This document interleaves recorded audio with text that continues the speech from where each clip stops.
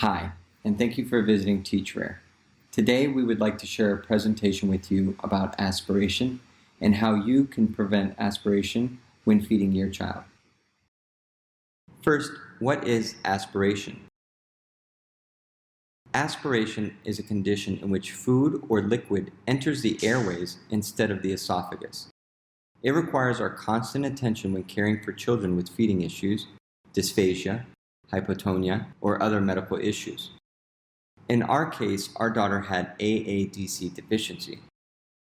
Due to the motor and autonomic dysfunctions associated with this disease, unfortunately, early death is common due to our children being at a high risk of aspirating. Who is at risk of aspirating? A child with dysphagia is more likely to aspirate, and children with developmental or health problems are more likely to have dysphagia. This most likely includes many in the rare disease, undiagnosed disease, and special needs community. Our experience. When my wife and I first learned about AADC deficiency, we began researching potential complications and issues we should know. Our doctor alerted us to aspiration. Prior to this, we had no idea about aspirations and that our actions may have unknowingly been the cause of some of her hospital admissions. I felt angry that the lack of information led to my daughter going to the hospital. Today, I am determined to help parents make sure they know how they can reduce the chances of it occurring. Although we quickly learned a lot about aspirations and were very diligent to prevent it, our daughter, Riley Ann, was still admitted to the pediatric ICU for 5 days due to severe lung infection caused by aspiration. Aspiration can happen during or after feeding. This is common in babies and children with certain health conditions like low muscle tone. The scary part is aspiration can also happen when your child swallows their own saliva. We almost lost our daughter. So what went wrong? How did this happen? We were so careful during feedings and provided only a liquid diet, yet our daughter still aspirated. We didn't realize that even though the feeding process was over, digestion was not. Aspiration can happen during or after feeding. What we do as caregivers during feeding is just as important as what we do after it. Talking with our pediatrician, we learn necessary steps on how to reduce future incidences. 30 minutes upright after feeding. Feeding is a difficult process. We were determined to keep Riley Ann off a feeding tube if possible, but at the same time, we didn't want to risk her choking. The entire digestive process relies on the coordination of several muscles that happens instinctively for typical children. However, hypotonia or low muscle tone affects the muscles necessary for problem-free digestion. We invested in a comfortable high chair that came with as much support as possible. Despite being the best purchase we could find, we still needed to provide additional support with neck pillows and rolled up towels. Feeding was still tricky though, and she didn't enjoy it much. We had to balance making Riley Ann happy while avoiding causing her to laugh while eating. Our strategy was to offer praise and positive reinforcement after each bite.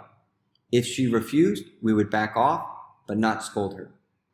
An iPad and music helped to improve the environment. Judy and I often look back and laugh. Before we had Riley, we said, "Oh, we will never be the parents that give our child an iPad as a pacifier." Or, "Look at those parents over there in a restaurant with the iPad out." We will never be those parents, but things have changed. And don't worry about using an iPad while eating.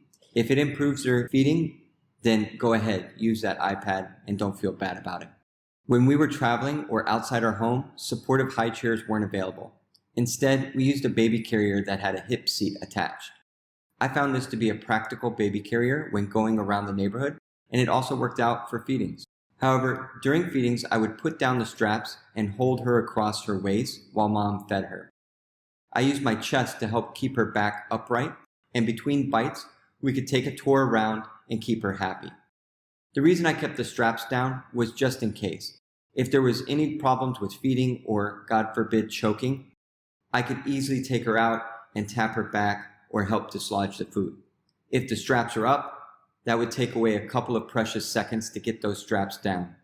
Using the baby carrier was a great workout since feedings could easily take an hour. However, I understand that this is not the most practical way to feed. As Riley Ann got older, the hip seat became less of an option, but our supportive high chair remains today. Incline position while laying down. My wife and I were the most careful during feedings. After we were done, we kept Riley Ann upright, but eventually we were drained from the feeding process. We would put her down and coo her to sleep. However, she was completely flat. I believe this was the action that led to her hospitalization. Once we had her back home after being discharged a week later, we had already upgraded her bed with foam wedges so she could lie in an inclined position. These are inexpensive and even offer a more comfortable sleeping position.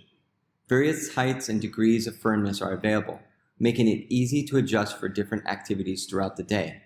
While sleeping or resting, we kept Riley Ann propped up at about a 45-degree angle by using standard foam firmness. Ours was made of gel memory foam, which provided extra benefit of soothing her sweating. She would not go into this upright lying position until we kept her upright for at least 30 minutes after feeding. Some days she was exhausted, and we just let her sleep on our shoulders or use our bodies to help keep her propped up. We tried to keep Riley Ann in different positions throughout the day. We sometimes used a bouncer or a U-shaped pillow, which was Riley Ann's favorite, while other times we just kept her in a standing position. Another helpful device was an adjustable mesh rocker. This kept her cool while staying in a 45-degree position. It could be rocked or locked into place. The supportive mesh netting also kept her from developing a flat spot on the back of her head. The foldable rocker came with us everywhere. How to feed children who have feeding issues. Aspiration and lung infections in AADC deficient children are serious complications with significant risks. They usually occur as a result of a child's inability to digest food properly. Just because your child swallows their food successfully doesn't mean the digestion process is complete. Even if your child uses a feeding tube, you must still be aware that aspiration is possible. Digestion is a complicated process that can be made easier, but we must remain vigilant. Ensure your child is in a proper position when feeding and remains upright for at least 30 minutes. After feeding, they should stay in a 45-degree position to ensure the food does not come back up. Even a minor case of aspiration can lead to serious side effects. Aspiration can lead to lung infection and hospitalization and even be fatal. If your child is experiencing coughing, shallow breathing, low blood oxygen level, or a fever, this could indicate a lung infection. Our daughter appeared pale, was wheezing, and had a cough. We thought she was sick, and we didn't even realize she had a collapsed infected lung from aspirating several days prior. Visit a doctor at the first sign of trouble, or if you are even unsure. Thank you for watching this video, and we hope that this helped you keep your child healthy and fed.